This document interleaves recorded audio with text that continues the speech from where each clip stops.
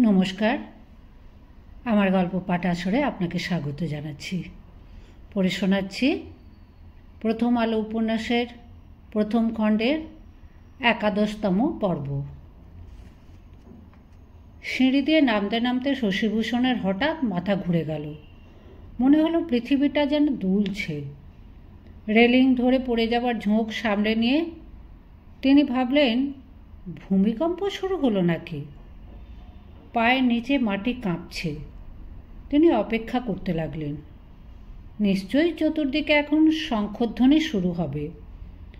সাধারণ মানুষের ধারণা, বাসুকি মাথা দোলালে ভূমিকম্প হয়, তখন শাঁখ বাজিয়ে শান্ত করতে হয় তাকে। সেরকম কিছুই হলো না। কোথাও কোলাহলও শোনা যাচ্ছে না। তাহলে কি শশীভূষণের মনের ভুল? আরও 2-3 সিঁড়ি নামলেন শশীভূষণ। মাথাটা তবু দুলছে। এটা মনের ভুল নয়, অস্বাভাবিক কিছু ঘটেছে অবশ্যই। শশীভূষণ বাইরে বেরোবার জন্য সুসজ্জিত। চুনট কাড়া ধুতি, সিল্কের বেনিয়ান ও কাঁধে মুগার চাদর, সঙ্গে অনেক টাকা।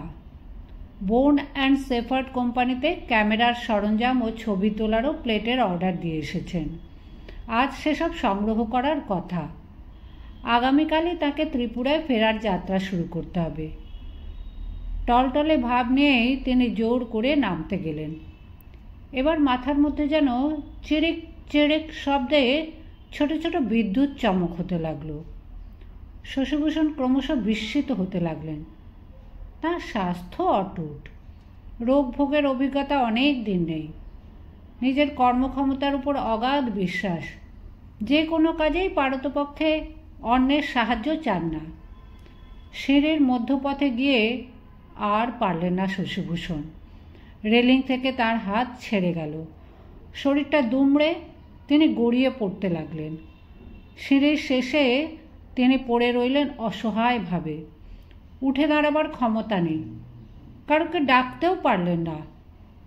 বাড়ি ভরা লোকজন, অনেক দাসদাসী, কিন্তু শশীভূষণ পড়েই রইলেন জ্বরের মতন।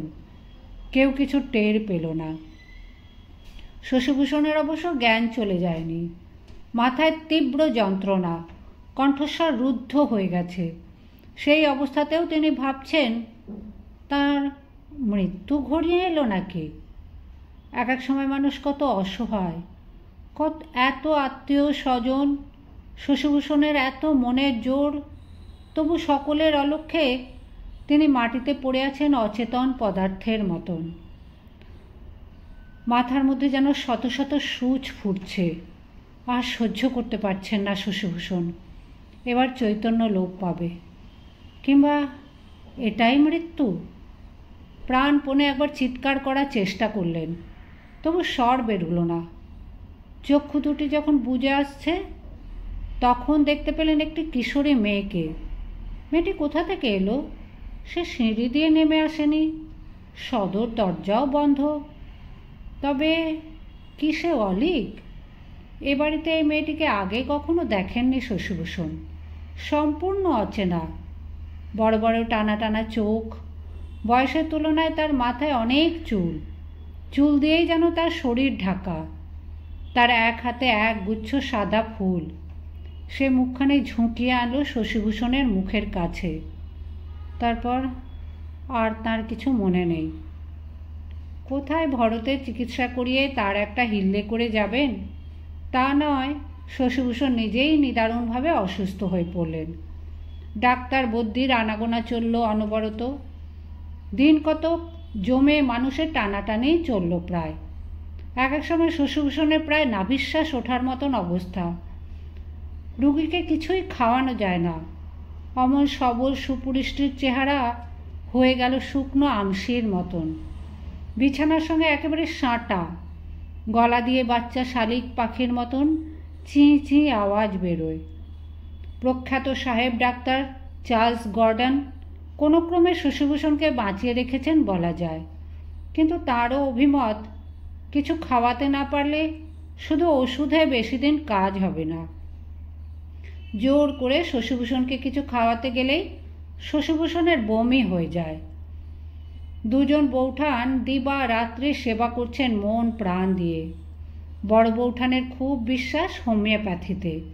তার ধারণা ডাক্তার মহেন্দ্রলাল সরকারকে ডাকলেই কাজ হবে, কিন্তু তিনি এত ব্যস্ত যে তাকে ধরাই যায় না। এর মধ্যে তিনি এবার বর্ধমানের মহারাজার চিকিৎসা করবার জন্য সেখানে গিয়ে বসে আছেন। কৃষ্ণভামিনীর অনুরোধে ডাক্তার মহেন্দ্রলাল সরকারকে জরুরি কল দেওয়ার জন্য লোক পাঠানো হয়েছে বর্ধমানে। শশীভূষণের ঘরের দরজার পাশ দিয়ে আড়ষ্টভাবে উঁকি মারে ভরত। তার শরীর সম্পূর্ণ সুস্থ হয়নি। উরুতে বর্ষার ক্ষতটি শুকোয়নি পুরোপুরি। মাঝে মাঝেই জ্বর আসে, তবে তার পাগলামির ভাবটা অনেকটা কমেছে। মাথায় এখন খোঁচা খোঁচা চুল, প্যাকাটির মতন শীর্ণ চেহারা, সব সময় মুখ চোখ ভয় ভয় ভাব। শশীভূষণের অসুখ নিয়ে সারা বাড়ির ব্যস্ততায় ভরতের কোনো ভূমিকা নেই। সে শুধু দরজার কাছে দাঁড়িয়ে চেয়ে থাকে। এ পৃথিবীতে শশীভূষণই তার একমাত্র অবলম্বন। মহারাজার সচিব রাধারমণ ঘোষ ফিরে গেছেন ত্রিপুরায়। শশীভূষণ 1.5 মাসের ছুটি নিয়ে এসেছিলেন, তাও উত্তীর্ণ হবার মুখে। শিমলেপাড়ায় হরমোহন ভট্টাচার্যের গুরুকুল আশ্রমে ভরতকে ভর্তি করে দেওয়ার ব্যবস্থা পাকা হয়ে আছে। সেখানে ভরতকে পৌঁছে দেওয়ার জন্য শশীভূষণ একদিন ওকে সঙ্গে করে নিয়ে বেরিয়েছিলেন, কিন্তু অন্য জায়গায় থাকতে হবে শুনেই ভরত দৌড়ে ফিরে এসে খাটের তলায় ঢুকে পড়েছিল। শশীভূষণকে ছেড়ে সে কোথাও যাবে না। মহা মুশকিলের ব্যাপার। শশীভূষণকে ত্রিপুরায় ফিরতে হবে, সেখানে আর ভরতকে নিয়ে যাওয়ার প্রশ্নই ওঠে না। রাধারমণের কথা শুনে বোঝা গিয়েছিল যে ত্রিপুরা রাজ্যে ভরতের আর স্থান নেই। সেখানে গেলেই তার জীবন বিপন্ন হবে। সব ব্যাপারটা শুনে শশীভূষণের মেজদাদা মণিভূষণ বলেছিলেন, তোকে ত্রিপুরায় ফিরতে হবে, তুই ওকে না জানিয়ে একদিন চলে যা। ও ছোঁড়াটা তো এ বাড়িতে থাকতে অনেকটা অভ্যস্ত হয়ে গেছে, এখানেই থাকুক আর কিছুদিন, তারপর ধীরে সুস্থে ওকে বুঝিয়ে সুঝিয়ে পাঠশালায় পাঠালেই হবে। এখন শশীভূষণের অসুস্থতার জন্য ওসব কথা চাপা পড়ে গেছে। ভরতের দিকে মন দেবার কারুর সময় নেই। ডাক্তারি কবিরাজি ছাড়া শশীভূষণের জন্য দৈব চিকিৎসারও বিরাম নেই। কালীঘাটের মন্দিরে তার নামে জোড়া পাঁঠা মানত করা হয়েছে। অন্যান্য মন্দির থেকেও প্রসাদ ও চরণামৃত আসে। শশীভূষণ নিজে ব্রাহ্ম ভাবাপন্ন হলেও তার 2 দাদা বৈষ্ণব। এই সিংহ পরিবারে রাধাকৃষ্ণের যুগল মূর্তির পূজা হয় নিয়মিত। বাড়ির 3 তলায় ঠাকুর ঘর আছে। এখন দুবেলায় সেখানে শশীভূষণের আরোগ্য কামনায় যাগযজ্ঞ চলছে। মেজ বৌঠান সুহাসিনীর আবার সাধু সন্ন্যাসীদের প্রতি খুব ভক্তি। তার বাপের বাড়ির গুরুদেব মাধবাচার্য স্বামী এসে শশীভূষণের মাথায় হাত বুলিয়ে গেছেন 2 দিন। শশীভূষণ অধিকাংশ সময় আচ্ছন্ন অবস্থায় পড়ে থাকেন, কোনো কিছুতেই সাড়া দেন না। মাঝে মাঝে তিনি সজাগ হন, দৃষ্টি স্বচ্ছ হয়, পূর্ণ চেতনা ফিরে আসে। তখন তিনি অনুভব করেন তার যেন শরীর নেই, শুধু মন আছে। চিত হয়ে শুয়ে থাকতে থাকতে পিঠ প্রায় অবশ হয়ে গেছে, তবু পাশ ফিরতে ইচ্ছে করে না। হাত পাগুলিতে যেন সাড় নেই, ক্ষুধা তৃষ্ণার কোনো বোধ নেই। মন যেন এই শরীরটাকে ছেড়ে ইচ্ছে মতন ঘুরে বেড়াতে পারে। শরীরটা যদি একেবারে নষ্ট হয়ে যায়, তাহলেও কি এই মন টিকে থাকবে? তাহলে কি সত্যিই আত্মার অস্তিত্ব আছে? হৃদস্পন্দন থেমে গেলেই মৃত্যু, তারপরেও অজর অমর হয়ে থাকে মানুষের আত্মা। শশীভূষণের মন এক সময় চলে যায় ত্রিপুরায়। কমল দিঘির কাছে তার ছোট বাড়িটি, সেখানে রয়েছে তার দামি দামি ক্যামেরা, বইপত্তর। যদি চুরি হয়ে যায়? ক্যামেরা ও বইয়ের চিন্তায় তিনি উতলা হয়ে ওঠেন। যদিও রাধারমণ ফিরে গেছেন, তিনি রক্ষণাবেক্ষণের দায়িত্ব নেবেন, তবু বলা যায় না। মহারাজার এক পারিষদ পঞ্চানন্দ মিত্রের খুব লোভ আছে শশীভূষণের বইগুলির প্রতি। বই চুরিকে অনেকে চুরি বলে গণ্য করে না। শশীভূষণের দীর্ঘশ্বাস পড়ে। একদিন রাত্রিবেলা শশীভূষণের এক রোমাঞ্চকর অভিজ্ঞতা হলো। রাত তখন অনেক, সমস্ত বাড়ি ঘুমন্ত নিঝুম পুরী, পথেও কোনো গাড়ি ঘোড়ার আওয়াজ নেই। তার ঘর একেবারে অন্ধকার করা হয় না। এক কোণে একটি সেজবাতি জ্বলে, দরজা খোলা, মেঝের ওপর মাদুর পেতে শুয়ে আছে কে একজন। প্রতি রাতেই বাড়ির কেউ না কেউ থাকে এই ঘরে। আজ যে রয়েছে সেও এখন মগ্ন হয়ে আছে গভীর ঘুমে।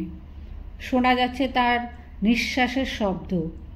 হঠাৎ শশীভূষণ জেগে উঠলেন। স্পষ্ট দেখতে পেলেন দরজা পেরিয়ে ঘুমন্ত মানুষটির পাশ দিয়ে এগিয়ে আসছে একজন রমণী।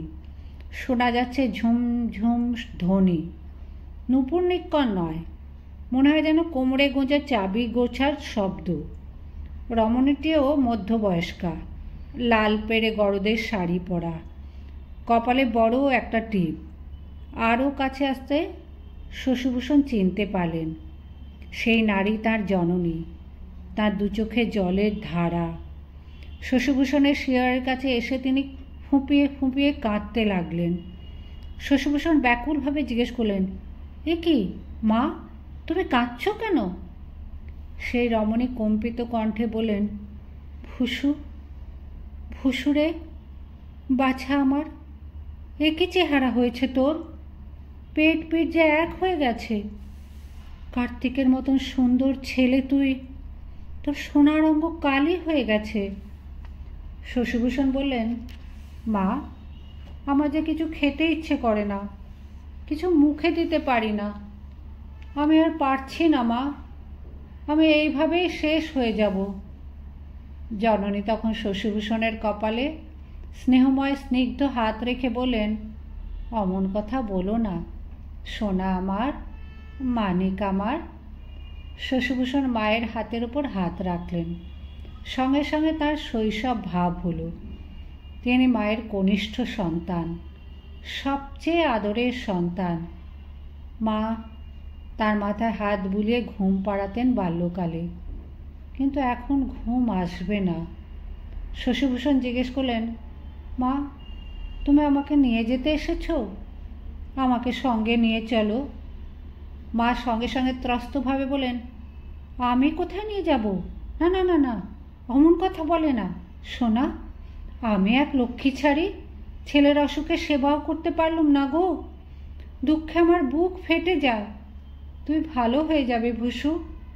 কিছু খেতে ইচ্ছে করে না? কাঁচা বেল পুড়িয়ে শরবত করে দিতে বলবি, তাতে জিহ্বায় রুচি হবে।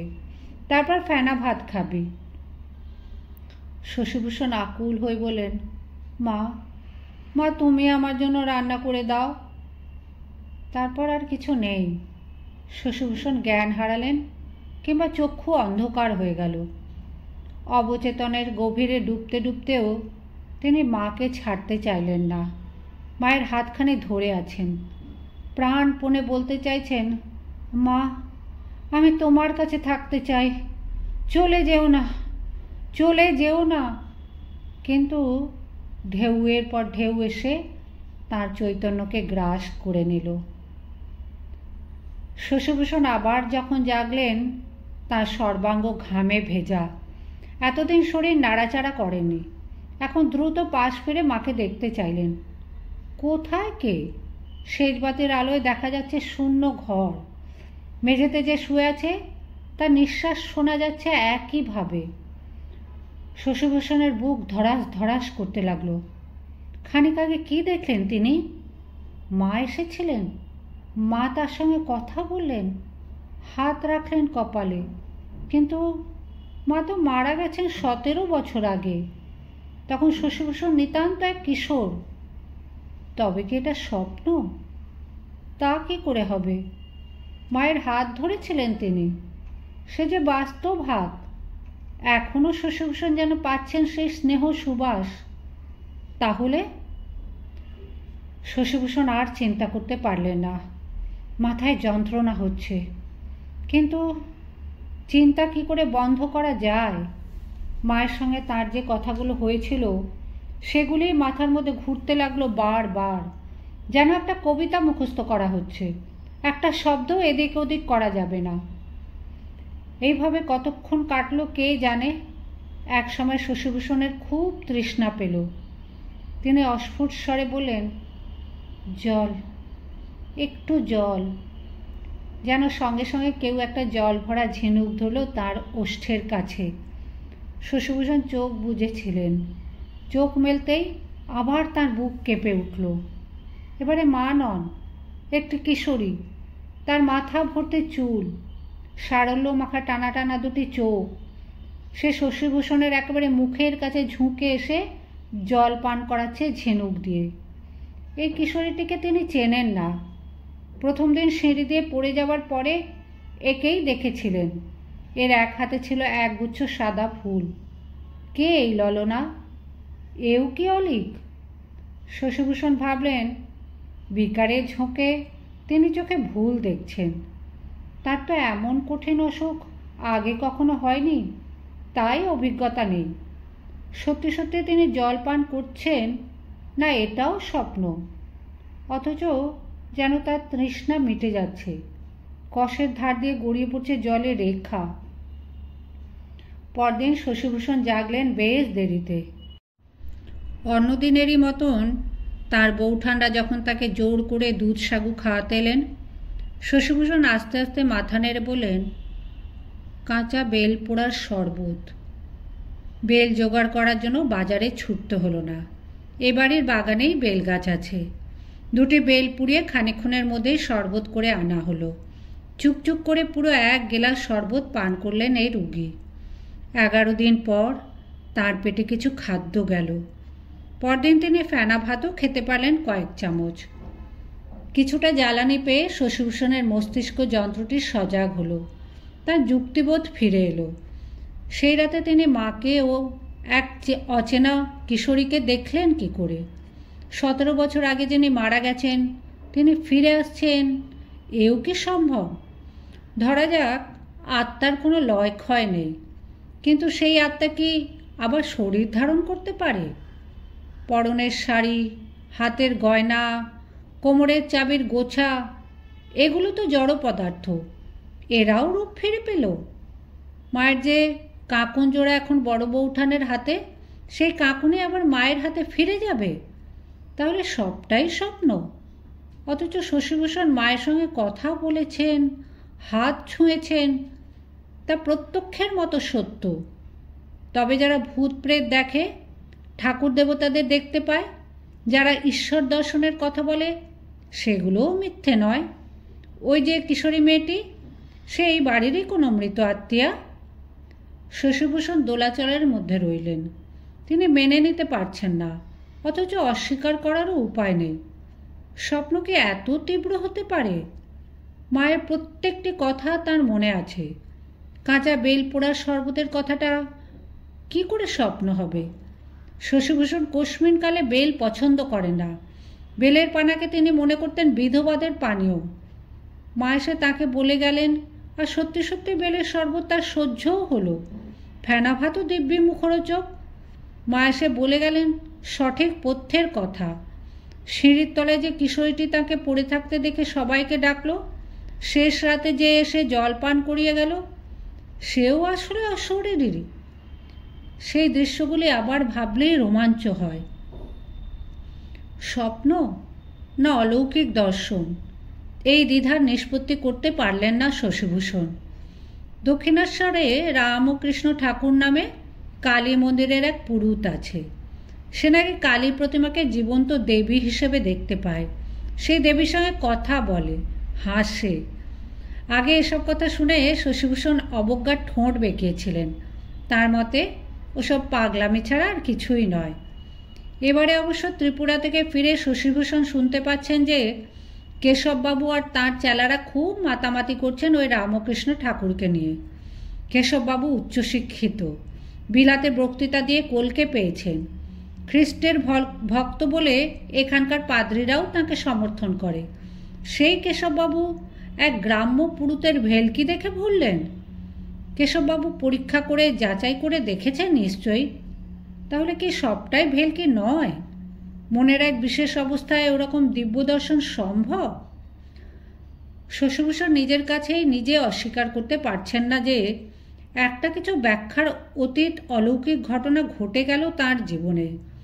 মা এসে তার কপালে হাত বুলিয়ে দিয়ে গেলেন, পথ্যের ব্যবস্থা করে দিয়ে গেলেন। তারপর থেকেই শশীভূষণ অনেক সুস্থ বোধ করছেন। এটা কি নিছক স্বপ্ন হয়? এখনও শশীভূষণের হাঁটার ক্ষমতা হয়নি বটে, তবে নিজে নিজে উঠে বসতে পারেন। 2-3টি বালিশে ঠেস দিয়ে তিনি বসে থাকেন পা ছড়িয়ে।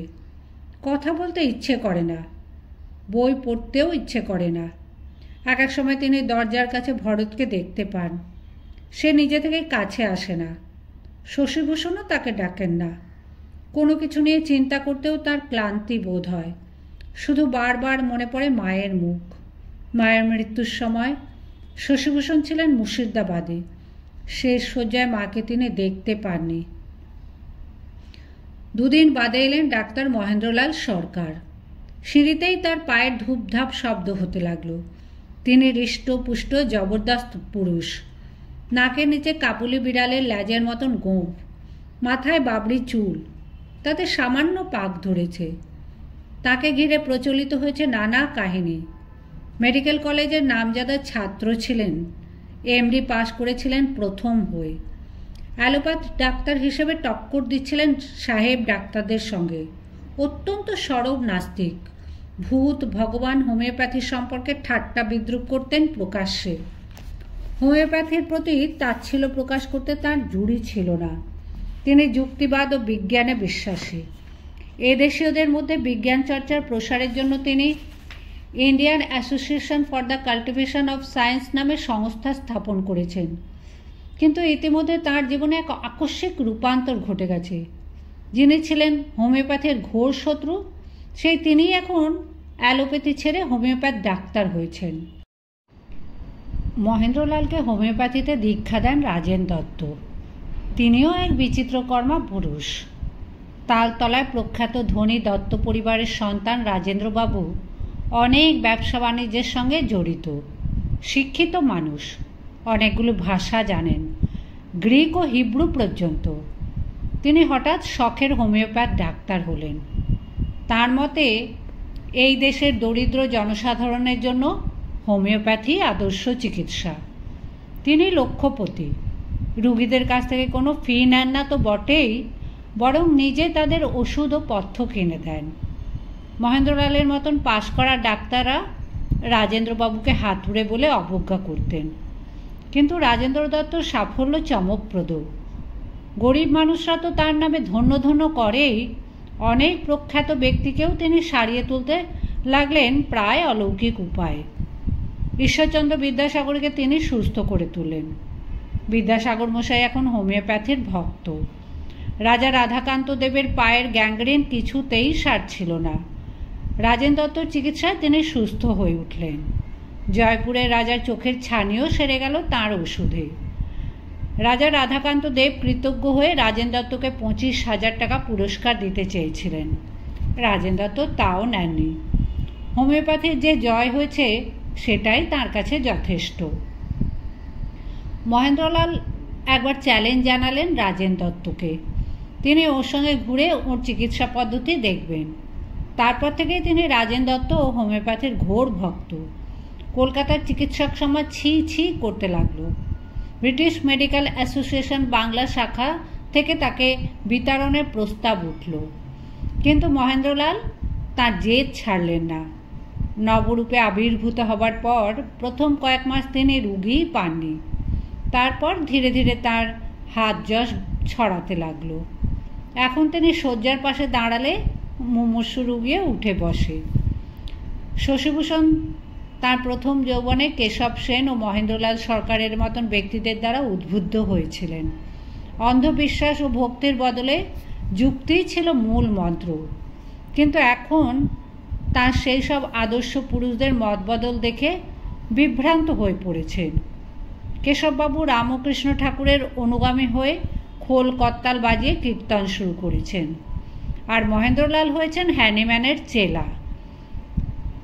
অথচ মহেন্দ্রলালের কথা শুনেই শশীভূষণ এতকাল মনে করতেন হোমিওপ্যাথি চিকিৎসা হলো আন্দাজে ঢিল ছোঁড়া।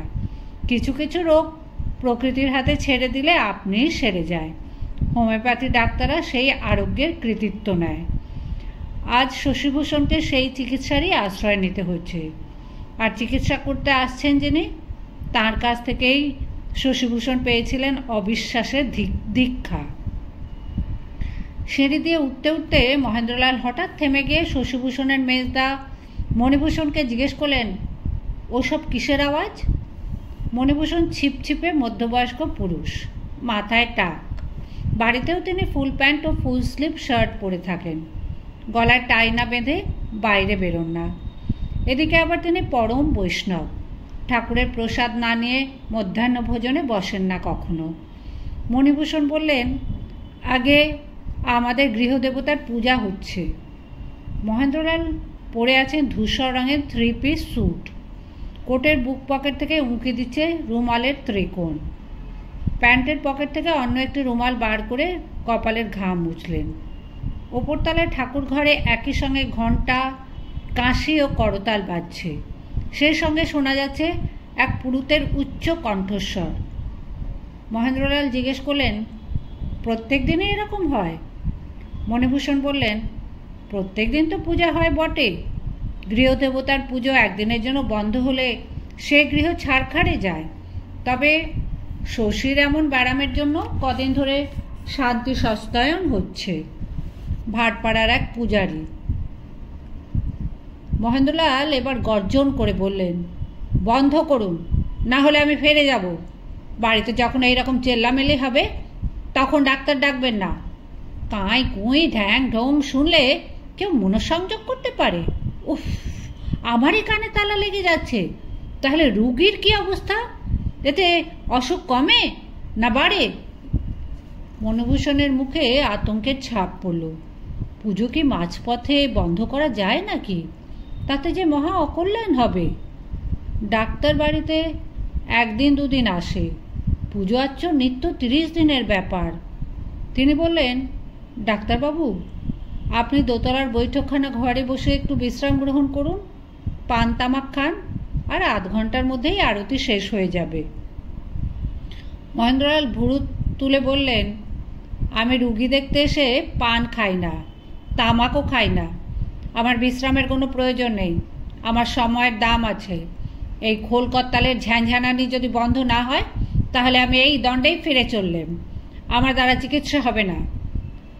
মহেন্দ্রলাল সত্যি সত্যি ফিরছেন দেখে মণিভূষণ হাত জোর করে বললেন, দাঁড়ান দাঁড়ান, আমি পুরুতমশাইকে বলে দেখি। সিঁড়িতেই দাঁড়িয়ে রইলেন মহেন্দ্রলাল। মণিভূষণের এক কর্মচারী ছুটে গেল ঠাকুর ঘরে। সেখানে কিছুটা বিতর্ক শুরু হয়ে গেল। আজ 3 জন পুরুত উপস্থিত। তারা পুজো থামাতে রাজি নন। কোনো গৃহস্বামী তাদের কখনো এমন অনুরোধ করেনি। কর্মচারীটি ডাক্তার মহেন্দ্রলাল সরকারের নাম করায় একজন পুরোহিত বলেন, ওরে বাবা, সেই পাষণ্ডটা এসেছে, সে যে এক জাদরেল গুন্ডা। এরপর ঠাকুর ঘরে এসে আমাদেরই না চড়চাপড় মারে। পুজো চলুক, কিন্তু বাজনাগুলো সব থামাও, মনে মনে মন্ত্রপাঠ করো। সারা বাড়ি স্তব্ধ হতে মহেন্দ্রলাল বলেন, আপদের শান্তি। চলুন এবার রুগী দেখা যাক। শশীভূষণের ঘরের দরজার কাছে এসেও ঢোকার আগে একটুক্ষণ দাঁড়িয়ে রইলেন মহেন্দ্রলাল। কোমরে দুহাত দিয়ে সেনানায়কের ভঙ্গিতে তিনি যেন সৈন্য শিবির পরিদর্শন করছেন। শশীভূষণও আজ শোয়া হয়ে দেখতে লাগলেন তার প্রথম যৌবনের এই এক নায়ককে। শুধু চিকিৎসক তো নন, তিনি যুব সমাজের এক শ্রেণীর মুখপাত্র। বহু কুসংস্কার ভাঙতেও তিনি বদ্ধপরিকর। বাড়ির সকলেই এদিক সেদিক থেকে কৌতূহলে উঁকি মেরে আছে। এই বিতর্কিত ও প্রসিদ্ধ চিকিৎসকটিকে অনেকেই সচক্ষে দেখতে চায়। মহেন্দ্রলাল ধমক দিয়ে বলেন, এত ভিড় কেন? সবাইকে সরে যেতে বলো। ঘরে জানলাগুলো সব খুলে দাও। মিটসেফের ওপর আধ খাওয়া দুধের গ্লাস, শোকরি প্লেট সরাতে পারোনি আগে থেকে? ডাক্তার কি মুদ্দ ফরাস নাকি? নোংরা ঘরে পা দিতে আমার ঘেন্না করে। হটাও, সব জঞ্জাল হটাও। বেড প্যান খাটের নিচে রাখতে হয়, তাও কেউ জানে না এ বাড়িতে। ভেতরে এসে শশীভূষণের শিয়রের কাছে দাঁড়িয়ে তিনি কিন্তু কোমল কণ্ঠে জিজ্ঞেস করলেন, খুব কষ্ট? কোথায়? মাথায়? প্রায় সিংহাসনের মতন একটি সুদৃশ্য কেদারা এনে দেওয়া হলো ডাক্তারের বসার জন্য। তিনি বসলেন না, দাঁড়িয়েই জিজ্ঞেস করলেন, শুনলাম তুমি ত্রিপুরায় থাকো, সেখানে মশা কেমন? শশীভূষণ বললেন, মশা আছে অনেক।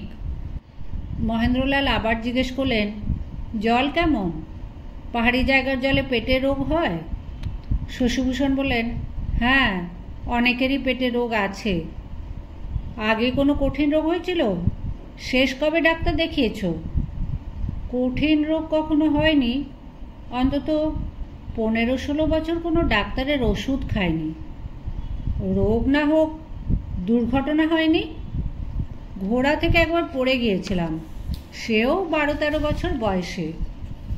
মহেন্দ্রলাল পালঙ্কের মাথার দিকটা ঘুরে এসে অন্য পাশে একটি কাচের আলমারিতে রাখা বইগুলি দেখতে লাগলেন মন দিয়ে। তারপর চেয়ারটিতে বসে শশীভূষণের একটি হাত টেনে নিয়ে নাড়ি চেপে ধ্যানস্থের মতন হয়ে রইলেন কিছুক্ষণ। ঘরের মধ্যে এখন উপস্থিত শুধু শশীভূষণের 2 দাদা। ওরা নিজেদের মধ্যে কিছু একটা কথা শুরু করতেই মহেন্দ্রলাল রোষ কষায়িত লোচনে সেদিকে তাকে হুঙ্কার দিয়ে বলেন, চুপ। এরপর তিনি শশীভূষণের জিভ, চোখ, হাঁটুর গ্রন্থি ও অন্যান্য অঙ্গপ্রত্যঙ্গ পরীক্ষা করে দেখবার পর প্রসন্ন নিঃশ্বাস ফেললেন। রোগীর দাদাদের বলেন, আমার হাত ধোয়ার গরম জল আনাও। শশীভূষণের দিকে তাকিয়ে বললেন, তোমার অসুখের যা বিবরণ শুনেছিলুম, অবস্থা সেরকম সংকটজনক নয়। ক্রাইসিস কেটে গেছে। মনে হয় এ যাত্রা তুমি তরে গেলে। ব্রেন ড্যামেজ হবার সম্ভাবনা দেখা দিয়েছিল, তা ঠিক। 3 দিনের ওষুধ দিচ্ছি, সে ওষুধ আমার সঙ্গেই আছে। এর পরের ওষুধ আমার চেম্বার থেকে নিয়ে আসতে হবে। তুমি হাবার্ট স্পেন্সারের বই পড়ো দেখছি, কোঁত পড়েছ? মণিভূষণ প্যান্টালুনের পকেটে একটা চামড়ার পার্স নিয়ে নাড়াচাড়া করছেন। ডাক্তারের ফি কত দিতে হবে তা জিজ্ঞেস করতে সাহস পাচ্ছেন না। মহেন্দ্রলাল উঠে দাঁড়াতেই তিনি পকেট থেকে পার্সটা বার করলেন। মহেন্দ্রলাল বললেন, আমার ভিজিট 32 টাকা। 2 ভাই চোখাচোখি করল বিস্ময়। এই টাকা দিতে যে তারা অপারক তা নয়, কিন্তু ইংরেজ ডাক্তাররা পর্যন্ত 16 টাকা ফি নেয়, আর এই একজন বঙ্গ সন্তান ডাক্তার চাইছে 32। সবাই জানে অ্যালোপ্যাথদের তুলনায় হোমিওপ্যাথদের ফি অনেক কম। মণিভূষণ দ্বিধান্বিতভাবে পার্স খুলতেই মহেন্দ্রলাল বললেন, এখন থাক, 3 দিন পর রুগী নিজে আমার চেম্বারে যাবে পরের ওষুধ আনতে। যদি ও যেতে না পারে তাহলে আমার 1 পয়সা চাই না। রোগ না সারিয়ে মহিন সরকার পয়সা নেয় না। এই কলকাতা শহরে কতগুলান গুয়োর ব্যাটার ডাক্তার আছে, রুগীদের চিকিৎসা না করে রোগ পুষে রাখে আর বারবার ভিজিট নেয়। রক্তচোষা বদের ধাড়ি। 3 দিনের মধ্যে এই ছেলেটা যদি উঠে দাঁড়াতে না পারে তাহলে আমি নিজেই আবার আসব। মহেন্দ্রলাল যখন গমনোদ্যত তখন শশীভূষণ বললেন, মশাই, আপনি কি খুব ব্যস্ত? আপনাকে 1-2 প্রশ্ন জিজ্ঞেস করতে পারি? মহেন্দ্রলাল ফিরে ভ্রু কুঞ্চিত করে তাকালেন। কয়েক পলক পর বললেন, বিলক্ষণ পারো। রুগীর যদি প্রশ্ন থাকে ডাক্তার অবশ্যই শুনবে। শুধু ডাক্তারই যে প্রশ্ন করে যাবে এমন তো কোনো আইন নেই। শশীভূষণ মিনতিপূর্ণ নয়নে দাদাদের দিকে তাকিয়ে বললেন, তোমরা একটু বাইরে যাবে? ওরা দুজন বেরিয়ে যাবার পর মহেন্দ্রলাল নিজেই দরজা ভেজিয়ে দিয়ে ফিরে এলেন। শশীভূষণ খানিকটা ইতস্তত করে বললেন, আমি অনেক দিন থেকেই আপনার অনুরাগী। মহেন্দ্রলাল হাত ঝাড়া দেবার ভঙ্গিতে বলেন, ওসব কথা বাদ দাও, আসল কথা বলো। শশীভূষণ বললেন, কয়েকদিন আগে আমার অবস্থা এখন তখন ছিল। নিজেই বুঝেছিলাম মাঝে মাঝে নিঃশ্বাস বেঁধে যাচ্ছে। কোনো খাদ্যদ্রব্য মুখে নিতে পারতাম না। তারপর কাঁচা বেল পোড়া শরবত আর ফেনা ভাত খেয়ে গায়ে কিছুটা জোর পেয়েছি। মহেন্দ্রলাল বলেন, বেশ তো, ভেরি ওয়েল। যা প্রাণ চায় তাই খাবে। খাদ্য হচ্ছে শরীরের ব্যাপার, শরীর সহ্য করতে পারলেই হলো। আমার মা এসে আমাকে এই দুটো খেতে বললেন। সন্তানের কি ভালো লাগে তা মায়ের চেয়ে আর বেশি কে বুঝবে? একই তো রক্ত মাংসের আধার। ডাক্তারবাবু, আপনি পরীক্ষা করে কি বুঝলেন? আমার মাথা ঠিক আছে? পাগল ছাগল হয়ে যাব না তো? সেরকম তো কোনো লক্ষণ দেখলাম না। ঠিকই আছে, তোমার কথাবার্তাও স্বাভাবিক। আমার মা মারা গেছেন 17 বছর আগে, তবু মা আমার কাছে এসেছিলেন, আমাকে ওই খাবার কথা বলে গেলেন। মহেন্দ্রলাল এবার গাঢ় দৃষ্টি ন্যস্ত করলেন তাঁর এই রুগীর মুখে। কোনো মন্তব্য না করে চুপ করে রইলেন। শশীভূষণ লজ্জিতভাবে ঈষৎ কাঁপা গলায় বলেন, এ কথা আমি অন্য কারুকে বলতে পারি না। আমি নিজে বিশ্বাস করিনি কোনো দিনও। আপনি নিশ্চয়ই বলবেন আমি স্বপ্ন দেখেছি, কিন্তু ডাক্তারবাবু, আমি আপনাকে এখন যেমন দেখতে পাচ্ছি, মাকেও ঠিক সেইভাবে দেখেছি, মাকে ছুঁয়েছি।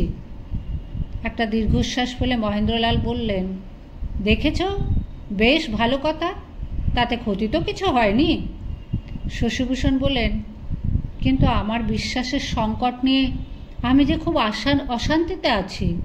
সর্বক্ষণ এই চিন্তা, মরা মানুষ কি সত্যিই ফিরে আসতে পারে? মহেন্দ্রলাল এবার দৃঢ় গলায় বললেন, না, পারে না। স্বয়ং ভগবানেরও সাধ্য নেই মরা মানুষকে ফেরাবার, কিন্তু মানুষ পারে। মানুষ তৈরি করে নিতে পারে অনেক কিছু। খুব তীব্রভাবে চাইলে হারানো বাপ মাকেও চোখে দেখতে পারে। গয়াতে যারা পিণ্ডি দিতে যায় তারা নাকি বাপ ঠাকুরদার হাত দেখতে পায়। জ্বরের ঘোরে লোকে বিলকি ছিলকি বলে, চোখেও নাকি কাকে কাকে দেখে। বাপ মা হারারা অসুখের সময় বাপ কিংবা মাকে দেখে, এরকম তো প্রায় শুনি। শশীভূষণ বললেন, কিন্তু ওই যে পথ্যের কথা, ওসব তো আমি পছন্দ করতাম না। যদি কল্পনাই হয়। মহেন্দ্রলাল অস্থিরভাবে উঠে দাঁড়িয়ে বলেন, ওরে বাপধন, আমি কি আর সব জানি? আমার কিছু মতামত আছে বটে, কিন্তু তা এখন বলার সময় নয়। তোমার শরীর দুর্বল, হজম করতে পারবে না। ভূতের পথ্যি খেয়ে তোমার গায়ে তাগদ এসেছে, অতি উত্তম কথা। এ নিয়ে দুশ্চিন্তা করার তো প্রয়োজন দেখি না। সুস্থ হয়ে ওঠার পর আমার কাছে ছুটি ছাটার দিনে এসো, তোমায় অনেক গল্প শোনাবো। মহেন্দ্রলালের একটা কথাই শুধু শশীভূষণের মনে লেগে রইল, তীব্রভাবে চাইলে হারানো বাপ মাকেও মানুষ আবার তৈরি করতে পারে। মা সেদিন নিজের থেকে আসেননি, তার সেই বাস্তব রূপ তার সন্তানের মন গড়া। তাই যদি হয়, তাহলে মাকে আবার তো ফিরিয়ে আনা যেতে পারে। বাবা আর মা পৃথিবী ছেড়ে চলে গেছেন মাত্র 6 মাসের ব্যবধানে, কিন্তু বাবার সঙ্গে কখনো তেমন নৈকট্যবোধ করেননি শশীভূষণ। বাবা ছিলেন খাঁটি জমিদার, ভোগী ও বিলাসী, কখনো নিষ্ঠুর, কখনো উদার। প্রজাদের ওপর উৎপীড়ন করেছেন, আবার তাদের জন্য দিঘি কাটিয়ে দিয়েছেন, স্কুল বানিয়েছেন। এক একদিন অতি কৃপণ, এক একদিন দাতা। ছেলেরা কেউ বাবার মতন হয়নি। বড় 2 ছেলে জমিদারি বিক্রি করে দিয়ে এখন ব্যবসায়ী। তারা কূটকৌশলী, নিপুণ সংসারী। তাদের চরিত্রে বড় ধরনের কোনো ব্যঞ্জনা নেই। আর ছোট ছেলে হয়েছে মাস্টার। শশীভূষণ তার বাবার সঙ্গে সাহস করে কথা বলতেই পারতেন না।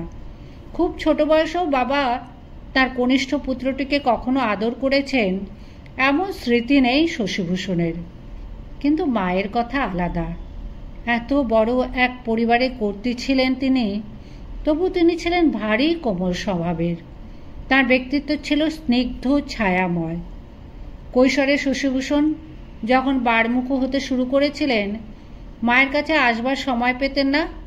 তখনও মা প্রতি রাত্রে তার ঘরে এসে বলতেন, সারাদিন তোকে একবারও দেখিনি শশী, ছেলেটাকে একবার না দেখলে আমি শুতে যাই কি করে বলতো? এই পরিবার থেকে বিচ্ছিন্ন হয়ে গিয়েছিলেন শশীভূষণ। নিজের সম্পত্তির ভাগটুকু নেওয়া ছাড়া দাদাদের সঙ্গে বিশেষ সম্পর্ক রাখেননি। মৃত মা বাবার কথা মনেও পড়েনি অনেক দিন। এখন মায়ের জন্য একটা দারুণ আকুতি বোধ করছেন। সন্ধ্যের পরই চোখ বুজে তীব্র মনঃসংযোগে মাকে ফিরিয়ে আনবার চেষ্টা করতে লাগলেন। জেগে রইলেন প্রায় সারা রাত, কিন্তু আর কোনো অলৌকিক দর্শন হলো না। গভীর অভিমানে তার বুক ভরে যায়। কেন মা আর আসবেন না? কপালটা জ্বালা করে। মাকে বুঝতে পারছেন না যে তিনি এসে একবার হাত রাখলে তার সন্তান কত শান্তি পেত। অবুঝ শিশুর মতন শশীভূষণ ফিস ফিস করে ডাকেন, মা মা মা। ডাক্তার মহেন্দ্রলাল সরকারের ওষুধে শশীভূষণের ক্ষুধা বৃদ্ধি হয়েছে। এখন দুবেলায় তিনি পথ্য গ্রহণ করতে পারেন। হাত পা নাড়াচাড়া করতে তেমন অসুবিধে নেই। বই পড়ার ইচ্ছেটাও ফিরে এসেছে। এ বাড়িতে 2-3টে সংবাদপত্র আসে। তার মধ্যে ইংলিশম্যান পত্রিকাটি তিনি ঘৃণায় স্পর্শ করেন না। তার বদলে তিনি পড়েন ইন্ডিয়ান মিরর। ব্রাহ্মদের বাংলা পত্রিকাগুলি পড়ে তিনি বুঝতে পারছেন নানা উপদলীয় কোন্দল। ত্রিপুরায় থাকতে তিনি এত সব জানতেন না। বাঙালিরা কিছুতেই মিলেমিশে কোনো কাজ করতে পারে না, দলাদলি হবেই। স্কুলে সবাই রচনা লেখে একতাই শক্তি, অথচ সমাজ জীবনে কোনো একতা নেই। খ্রিস্টান মিশনারিদের কার্যকলাপ প্রতিরোধ করার জন্য ব্রাহ্ম সমাজের সৃষ্টি হয়েছিল। কত উচ্চ আদর্শ ছিল, আজ তা 3 টুকরো হয়ে গেছে। শুধু তাই নয়, এখন তারা পরস্পরের বিরুদ্ধে কাদা ছোঁড়াছুঁড়ি করছে। দেবেন ঠাকুর নিজের ছেলের মতন ভালোবাসতেন কেশব সেনকে। সেই কেশববাবু আলাদা দল করে আত্মপ্রচারের মত্ত হলেন। আবার কেশববাবুর নিজের হাতে গড়া শিবনাথ শাস্ত্রীর মতন চেলারা 3য় দল খুলেছে এবং তারা কেশববাবুর বিরুদ্ধে সবসময় কটূক্তি করে। সাবালিকা হবার আগে মেয়েদের বিবাহের প্রবল বিরোধী ছিলেন কেশববাবু। তাকে সবাই মনে করত নারী মুক্তির প্রধান সহায়ক। সেই কেশববাবু নিজের নাবালিকা কন্যার বিবাহ দিলেন কুচবিহারের রাজকুমারের সঙ্গে, তাও পৌত্তলিক হিন্দু মতে। রাজপরিবারের শ্বশুর হবার জন্য তিনি নিজের আদর্শ বিসর্জন দিলেন। কেশববাবু নাকি আবার মূর্তি পূজার প্রচলন করতে চলেছেন।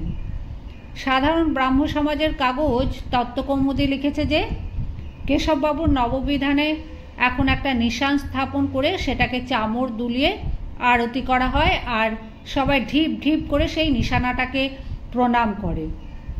নিরাকার ব্রহ্মের শিষ্যদের এই পরিণতি। কেশববাবু একদিন একখানা স্টিমার ভাড়া করে দলবল নিয়ে দক্ষিণেশ্বরে গিয়ে কালীভক্ত রামকৃষ্ণ ঠাকুরকে তুলে এনেছিলেন। তারপর নদী বক্ষে বেড়াতে বেড়াতে নাচ গান হলো। ওই রামকৃষ্ণ ঠাকুর যখন তখন অজ্ঞান হয়ে যান। অনেকে বলেছে সেটা নাকি ভাব সমাধি। একদিনকে নিজের চোখে ব্যাপারটা দেখতে হবে। সকালবেলা বালিশে ঠেস দিয়ে বসে কাগজ পড়ছেন শশীভূষণ। হঠাৎ তার মনে হলো দরজার সামনে দিয়ে একটি কিশোরী মেয়ে ছুটে গেল, তার হাতে একগুচ্ছ সাদা ফুল। শশীভূষণের বুক এমনভাবে কেঁপে উঠল যে তিনি দুহাতে বুক চেপে ধরলেন, যেন এক্ষুনি তার নিঃশ্বাস বন্ধ হয়ে যাবে। ভয় তার সমস্ত রোমকূপে শিহরণ বয়ে যাচ্ছে। এই সেই কিশোরী যে শেষ রাত্রে এসে তাকে জলপান করিয়েই অদৃশ্য হয়ে গিয়েছিল। প্রথম দিন অজ্ঞান হবার সময় সিঁড়ির নিচেও একেই দেখেছিলেন, তখনও তার হাতে ছিল সাদা ফুল। অতি কষ্টে সামলে নিয়ে শশীভূষণ নিজেকেই তিরস্কার করলেন। এ কি হচ্ছে আমার? আমি এত দুর্বল হয়ে গেছি যে দিনের আলোয় ভূত দেখছি? না না, তা হতেই পারে না। নিশ্চয়ই আমার দৃষ্টি বিভ্রম, অথবা সত্যি একটি মেয়ে ছুটে গেছে। এর যে কোনো একটাই হোক, তাতেই বা আমি ভয় পাবো কেন? ঠিক এই সময় কৃষ্ণভামিনী বেলের শরবত ভর্তি গেলাস নিয়ে ঢুকলেন ঘরে। সঙ্গে সঙ্গে শশীভূষণের মনে হলো, যদি চোখের ভুল না হয় তাহলে ইনিও নিশ্চিত দেখেছেন মেয়েটিকে। শশীভূষণ জিজ্ঞেস করলেন, বৌদিদিমণি, এইমাত্র বাইরের দিকে কে একটি মেয়ে ছুটে গেল? কৃষ্ণভামিনী বললেন, কই, কে আবার ছুটে যাবে? শশীভূষণ তবু বলেন, তুমি একটু দেখো তো। কৃষ্ণভামিনী পিছিয়ে গিয়ে ওপরের সিঁড়ির দিকে তাকিয়ে বললেন, ও তো বুমি গো, বুমি। শশীভূষণ ভুরু তুলে বলেন, কে বুমি? কৃষ্ণভামিনী বললেন, বাহ, তুমি বুমিকে দেখোনি? কতবার এসেছে, তোমার সেবা যত্ন করেছে। শশীভূষণ বললেন, ওকে একবার ডাকো, এখানে আসতে বলো। দরজার কাছে এসে দাঁড়ালো একটি কিশোরী। লাল পেরে সাদা শাড়ি পরা, মাজা মাজা রং, মুখে যেন গর্জন তেল মাখানো, মাথা ভর্তি ঈষৎ কোঁকড়া চুল, অজস্র চুল। সেই চুলে তার পিঠ ছাওয়া, একগুচ্ছ রয়েছে বুকের ওপরে।